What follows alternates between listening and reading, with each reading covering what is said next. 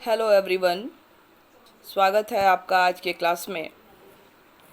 आज जो हम लोग टॉपिक पढ़ेंगे वो पीजी सेमेस्टर 1 का पेपर 1 जो है FC1, उसके अंतर्गत एक टॉपिक दिया गया है प्रेम्बल ऑफ इंडियन कॉन्स्टिट्यूशन। उसका अध्ययन हम लोग करेंगे। वैसे तो ये टॉपिक पॉलिटिकल साइंस के या अन्य विषयों के भी स्टूडेंट्स के लिए काफ़ी महत्वपूर्ण है, क्योंकि इससे कॉम्पिटिटिव एग्ज़ाम्स में भी बहुत सारे क्वेश्चंस पूछे जाते हैं। तो इसलिए हम लोग आज इस टॉपिक का अध्ययन करेंगे और जानेंगे कि ये जो संविधान में प्रस्तावना दी गई है वो क्या है। तो भारत के संविधान में जो प्रस्तावना है, उस प्रस्तावना को जो है उद्देशिका के नाम से भी हम जानते हैं। प्रस्तावना को स्टार्ट करने से पहले इससे संबंधित जो 3 इम्पॉर्टेंट केसेस हैं उसकी चर्चा करना भी बहुत इम्पॉर्टेंट है। और वो जो केस है, उसमें पहला जो केस है वो है बेरुबारी वाद वर्सेस संघवाद। तो ये जो केस है ये 1960 में लाया गया और इस केस में कहा गया, सर्वोच्च न्यायालय ने निर्णय दिया कि संविधान प्रस्तावना जो है वो संविधान का भाग नहीं है। लेकिन ठीक इसके 13 वर्ष बाद 24 अप्रैल 1973 को एक दूसरा वाद केस जो है वो सर्वोच्च न्यायालय के सम्मुख आया, जिसे केशवानंद भारती वर्सेस केरल राज्य के नाम से हम जानते हैं। और इस वाद में ये जो वाद है, केसेस जो है वो भारत के न्यायिक इतिहास का सबसे बड़ा मामला माना जाता है। इसमें 13 न्यायाधीशों की पीठ ने इस मामले में बैठक की और कहा कि जो संविधान की प्रस्तावना है वो संविधान का भाग है। पहले केस में जो कहा गया बेरुबारी वाले वाद में कि जो संविधान प्रस्तावना जो है वो संविधान का भाग नहीं है, लेकिन जो दूसरा वाद आया 73 में, उसमें सुप्रीम कोर्ट ने कहा कि जो प्रस्तावना है वो संविधान का भाग है। इसके बाद एक तीसरा और जो केस है वो भी बहुत ही महत्वपूर्ण है। वो है SR Bombay versus union of the India. ठीक है, तीसरा जो केस है वो है SR Bombay versus union of the India. इस केस में क्या हुआ, इस केस के अंतर्गत बताया गया कि जो प्रस्तावना जो है उसमें जिस तरह से संविधान के किसी अन्य भाग में संशोधन किए जाते हैं, उसी माध्यम से जो प्रस्तावना है उसमें भी संशोधन किया जा सकता है। ये मामला जो था 1994 का था में आया और SR बम्बई जो कर्नाटक के चीफ मिनिस्टर थे और उनके उस समय राष्ट्रपति शासन 356 के अंतर्गत लगा दिया गया और कहा संवैधानिक संकट की बात करते हुए जो था वो राष्ट्रपति शासन लागू किया गया था। तो इस केस में SR बम्बई वर्सेस जो यूनियन ऑफ द इंडिया मामले में सर्वोच्च न्यायालय ने कहा कि जो प्रस्तावना है वो संविधान का आधारभूत भाग है, मीन्स बेसिक स्ट्रक्चर है, और इसमें उसी माध्यम से संशोधन किए जा सकते हैं जिस माध्यम से जो है भारतीय संविधान के अन्य भागों में संशोधन किए जाते हैं।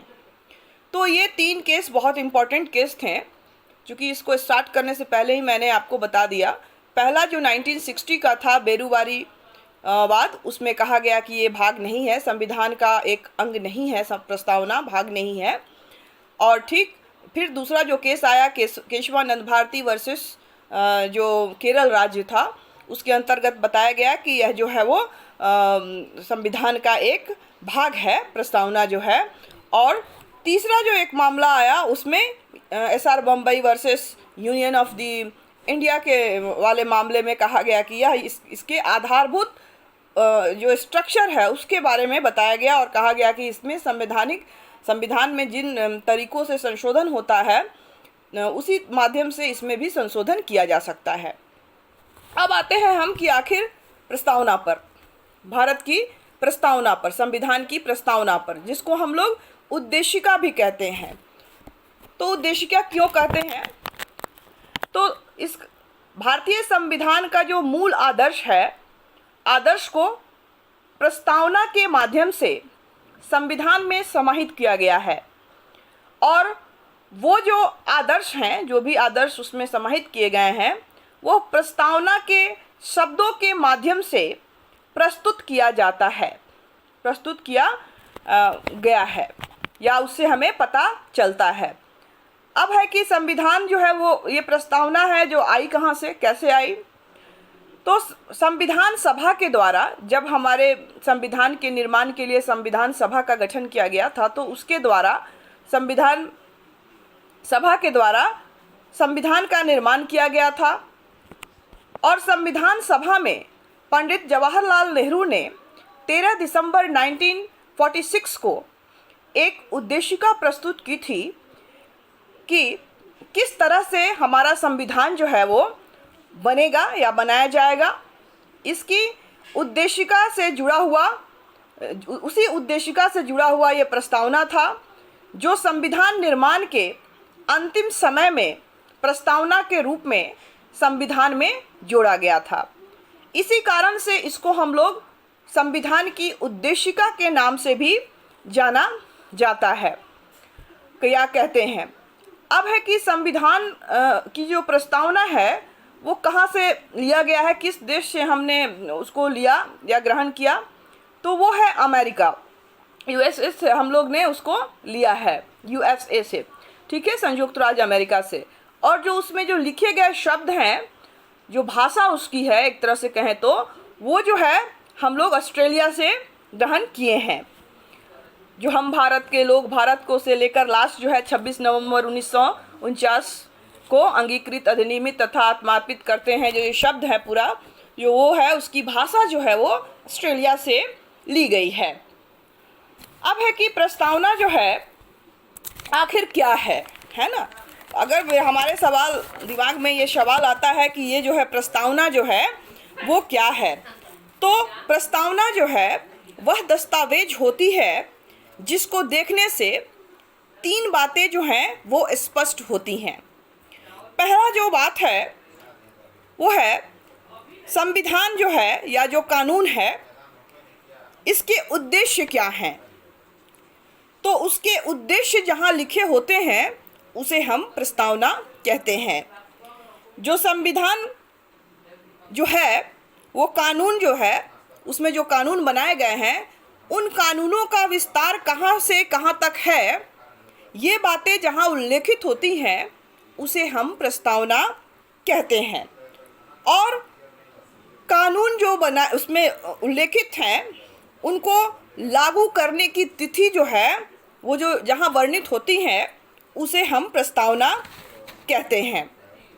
तो प्रस्तावना को देखने से सबसे पहले जो बात स्पष्ट होती है वो है कि जो प्रस्तावना है उसके स्रोत क्या हैं। स्रोत मतलब क्या, उसमें क्या उसके स्रोत हैं, व्हाट इज इट्स सोर्सेस। तो इसके सोर्स, जब हम इसकी पहली पंक्ति को देखते हैं प्रस्तावना की, जब भी हम पहली पंक्ति को पढ़ते हैं जिसमें लिखा हुआ है हम भारत के लोग, we the people of India, तो इसका क्या मतलब है? इसका 2 मतलब है। एक तो भारत भारत का संविधान भले ही संविधान सभा के द्वारा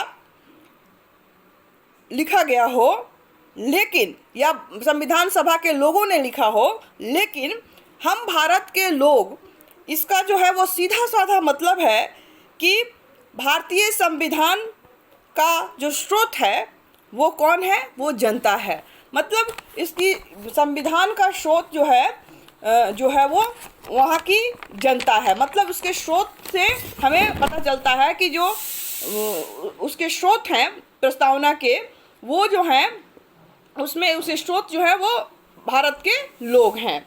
दूसरी बात जो हमें समझ में आती है वो यह है कि भारत में जो है वो सुप्रीम कौन है।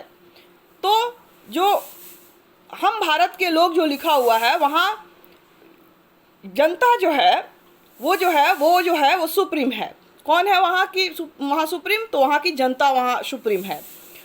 देखिए, एग्जाम्पल से हम समझते हैं, हम आजकल जो हमारे इस देश में जो घटित हो रहा है, बहुत दिनों से कुछ विवाद चल रहे हैं कि भारत की सर्वोच्च न्यायालय सर्वोच्च है या संसद सर्वोच्च है या यहाँ की जनता सर्वोच्च है। तो अगर हम भारत की प्रस्तावना को पढ़ते हैं तो हमें यह बात स्पष्ट हो जाता है कि जो भारत में जो सर्वोच्च है वो जो है वो भारत के लोग हैं। मतलब भारत के संविधान का स्रोत जो है वो जनता है, और साथ ही साथ यह भी स्पष्ट होता है कि सुप्रीम जो है वो भी जनता ही है। मतलब जनता सर्वोच्च है। ये बातें जो है हमें संविधान की प्रस्तावना जब हम पढ़ते हैं और उसकी जो पहली पंक्ति पढ़ते हैं, उससे ये दो बात स्पष्ट हो जाती है कि भारत के संविधान जो है उसका स्रोत जो है वो जनता है और सुप्रीम जो है वो भी जनता ही है। अब आते हैं हम संविधान के दूसरी प्रस्तावना की तरफ। जो प्रस्तावना है जिसमें लिखा हुआ है, हम भारत के लोग भारत को संपूर्ण प्रभुत्व संपन्न लोकतंत्रात्मक पंथ निरपेक्ष समाजवादी गणराज्य स्थापित करने हेतु। तो इसमें ये 5 जो शब्द आए हैं इसके बारे में हम चर्चा करते हैं, और भारत की सरकार इसमें कैसी होगी, इसका स्वरूप क्या होगा, उसकी प्रकृति क्या होगी, ये सब जो है भारतीय संविधान की प्रस्तावना को देखने से स्पष्ट हो जाता है कि सरकार क्या है, उसकी प्रकृति क्या है, ये सारी बातें। तो इसमें जो पहला जो शब्द आता है वो शब्द है संपूर्ण प्रभुत्व संपन्न। तो इसका क्या मतलब होता है? तो इसका मतलब ये होता है कि भारत जो है वो आंतरिक और बाह्य दोनों मामलों में जो है वो स्वतंत्र है। मतलब भारत के ऊपर किसी भी विदेशी शासन का जो है वो आधिपत्य नहीं है, और जो है वह अपने निर्णय लेने के लिए जो है वो बिल्कुल स्वतंत्र है। इसका अर्थ ये निकलता है, इसका अर्थ ये होता है। दूसरी जो इम्पोर्टेंट बात जो समझ में आती है, जो दूसरा शब्द इसमें जो यूज़ किया गया है वो क्या है? लोकतंत्रात्मक। तो इसका क्या मतलब है?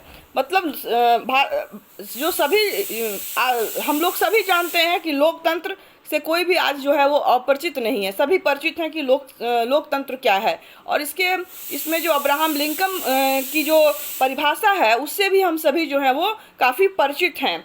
और उसमें क्या लिखा हुआ है?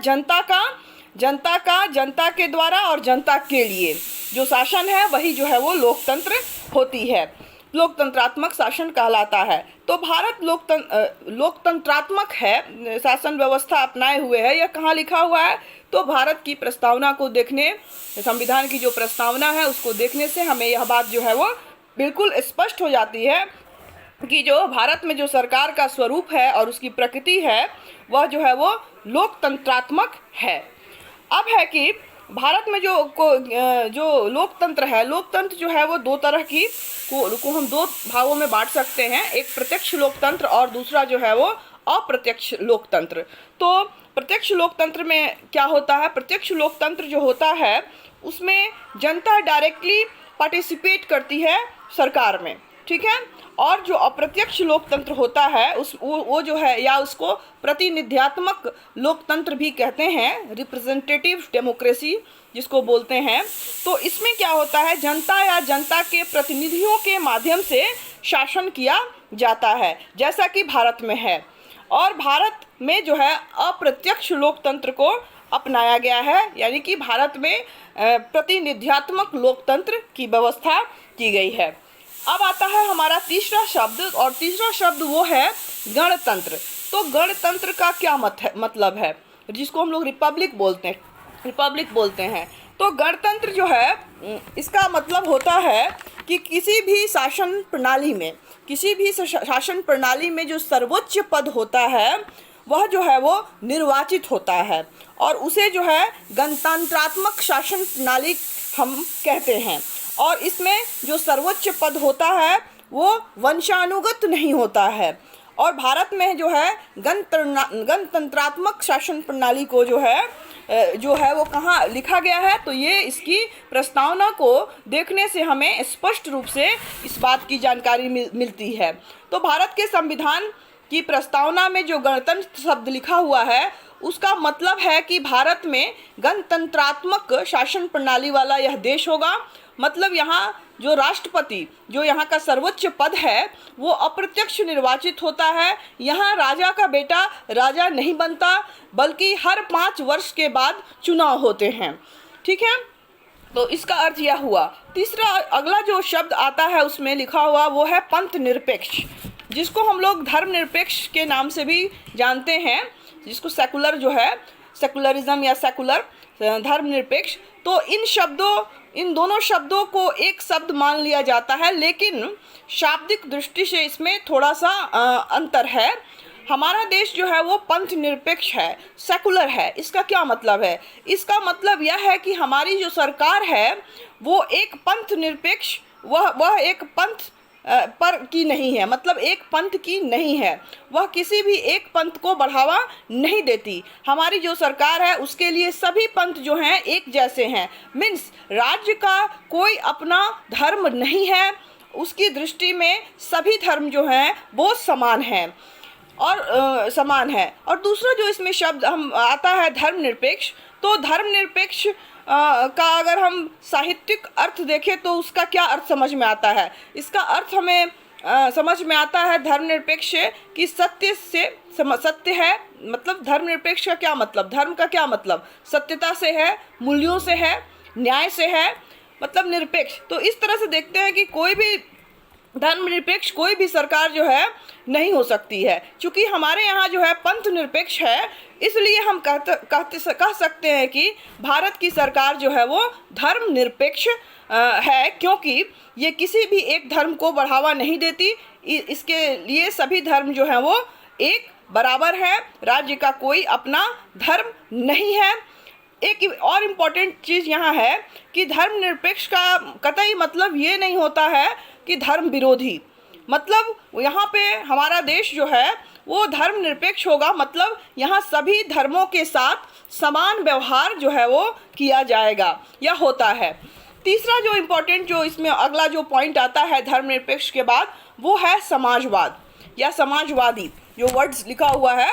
तो इसका क्या मतलब है? इसका मतलब ये है कि हमारी जो सरकार है वो क्या है, उसका स्वरूप कैसा है? वो समाजवादी स्वरूप का है।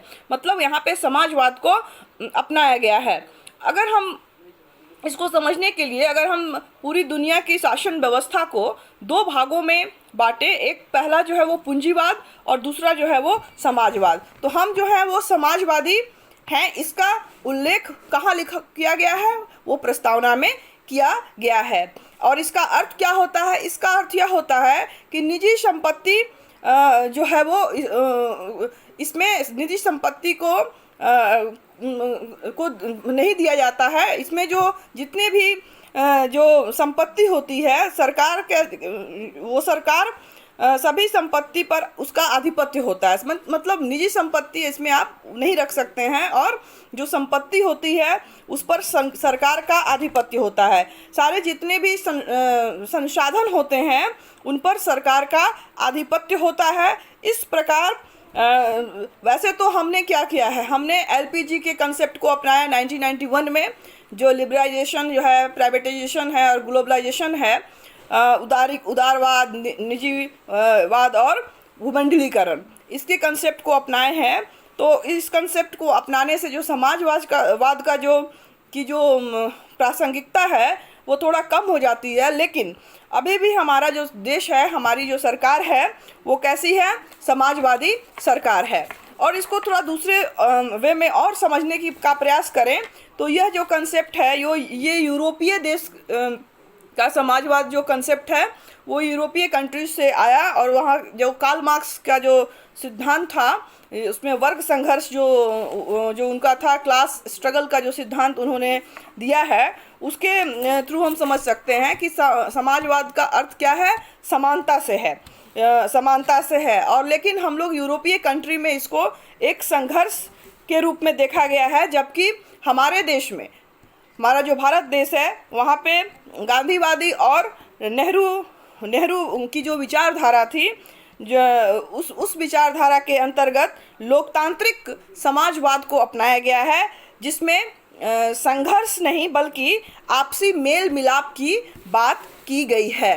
तो ये है समाजवाद। समाजवाद का अर्थ समानता से है। अगर हम मोटा मोटी समझे तो समाजवाद का जो अर्थ है वो समानता से है।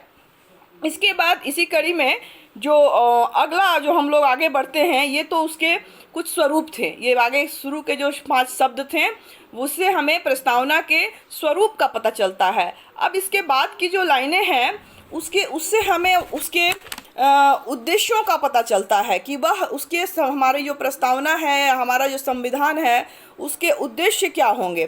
तो इसमें साफ साफ कहा गया है, न्याय की बात की गई है। और कैसे न्याय की बात की गई है?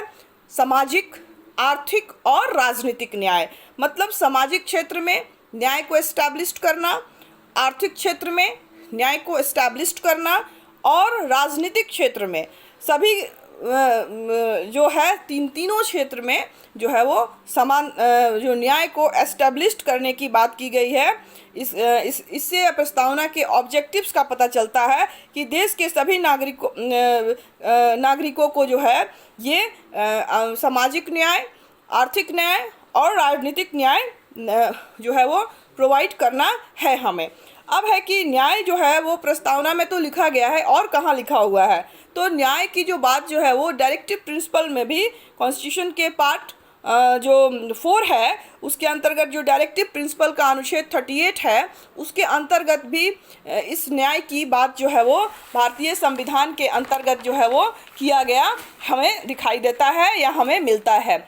और उसके बाद जो एक और इम्पॉर्टेंट जो बात है, जो जिससे इसका ऑब्जेक्टिव पता चलता है कि भारत जो देश है, देश के जो सभी नागरिकों को जो है वो स्वतंत्रता देना चाहता है।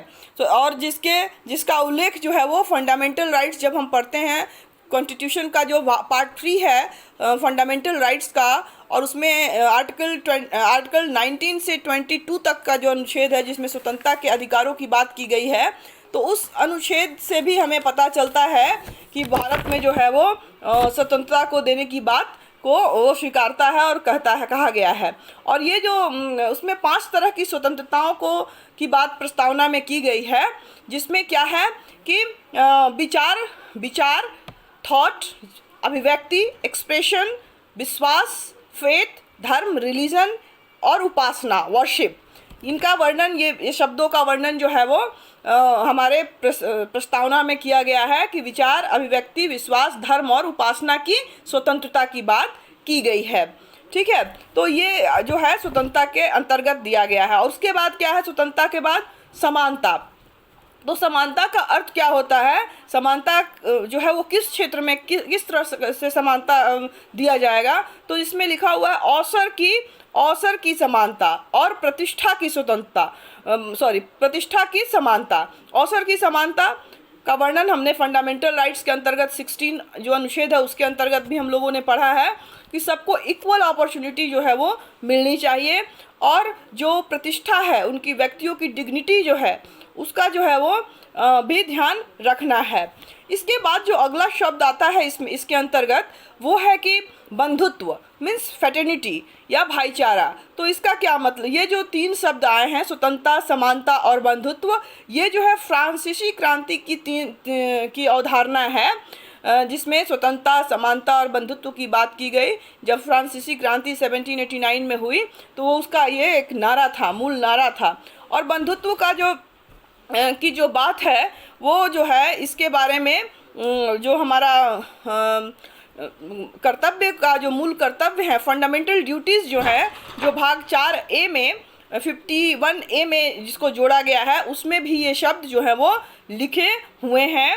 और ये तीनों बातें, स्वतंत्रता, समानता और बंधुत्व, ये हमारे प्रस्तावना को देखने से भी इस उद्देश्य की ये उद्देश्य हमें समझ में आता है।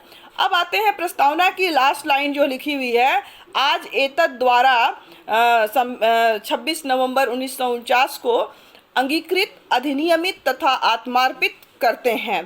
तो इसका क्या मतलब है? तो संविधान जो है वो 26 नवंबर 1949 को बनकर रेडी हुआ, मतलब अंगीकार एडॉप्ट किया गया।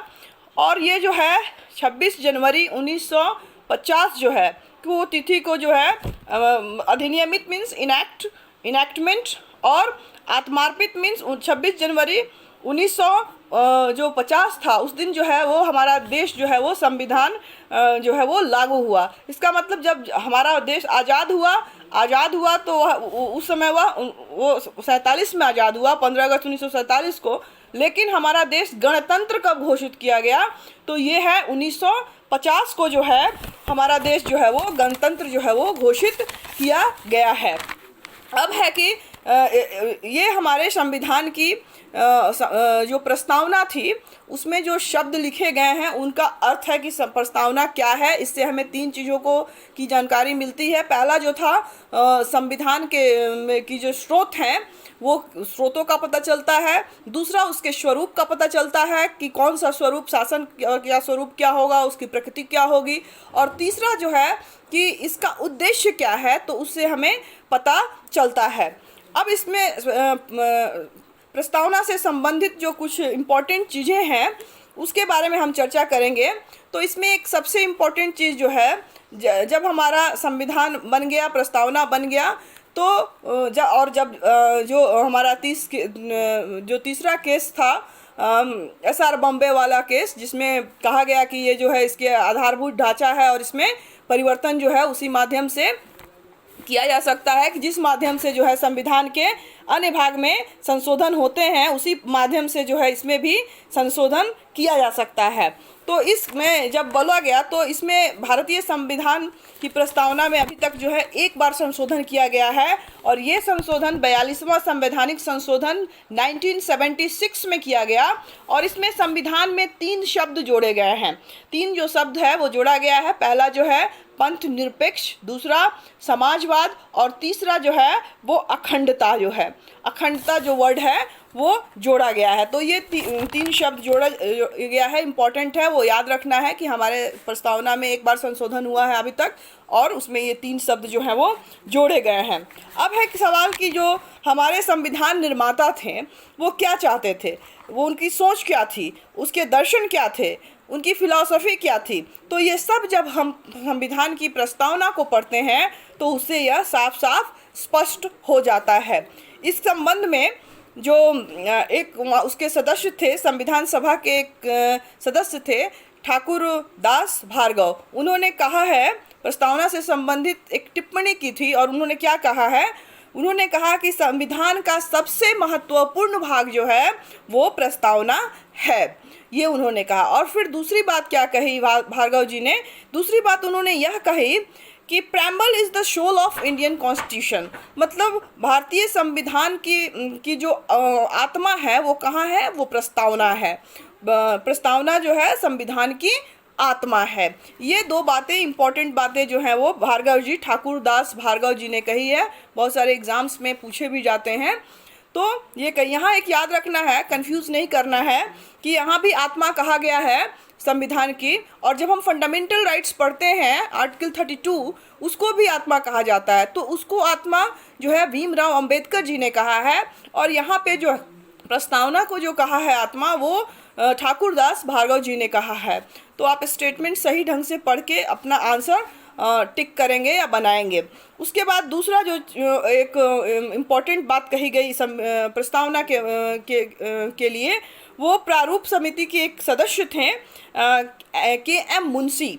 तो KM मुंशी जी ने क्या कहा कि भारतीय संविधान की वो कुंजी है। प्रस्तावना क्या है? भारतीय संविधान की कुंजी है। तो ये भी बहुत इम्पोर्टेंट है।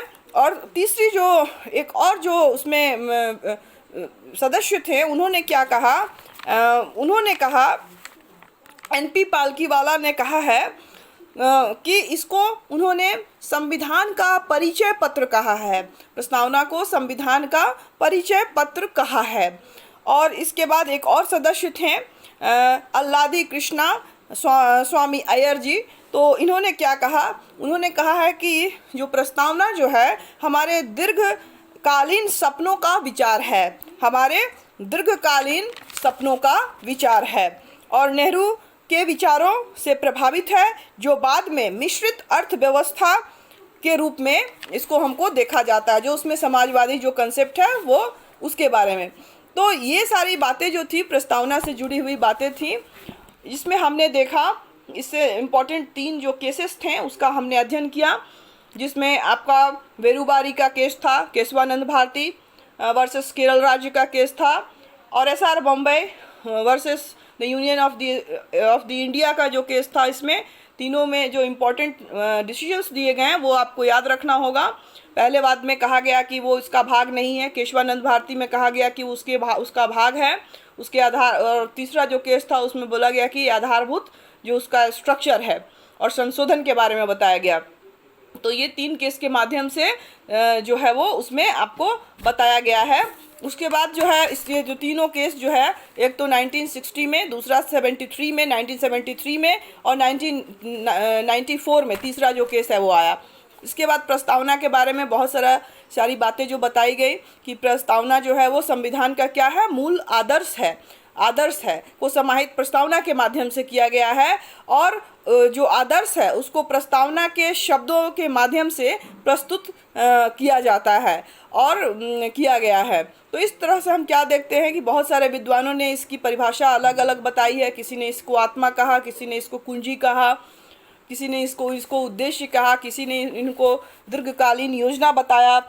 और इस तरह से जो है विचारकों ने अपने अपने विचार प्रस्तावना के बारे में दिए हैं। यह जो है संविधान का बहुत ही इम्पोर्टेंट पार्ट है, जिसको पढ़ने से हमें अपने संविधान के बारे में सारा चीज़ पता चलती है। भारत में शासन व्यवस्था, उसकी प्रकृति, उसके उद्देश्य, उसके स्रोत सभी का पता चलता है कि यहाँ का संविधान का स्रोत जो है वो जनता है और जनता ही सर्वोच्च है। तो ये सारी बातें जो थी वो इससे इम्पोर्टेंट रिलेटेड थी जो मैंने आपके साथ डिस्कस की। अगर आपको अभी भी कुछ समझ में नहीं आया हो, कुछ डाउट्स हो, तो आप कमेंट्स बॉक्स में जाके अपने डाउट्स को लिख सकते हैं, मुझसे डिस्कस कर सकती हैं या कर सकते हैं। और आज का क्लास हमारा यहीं समाप्त होता है।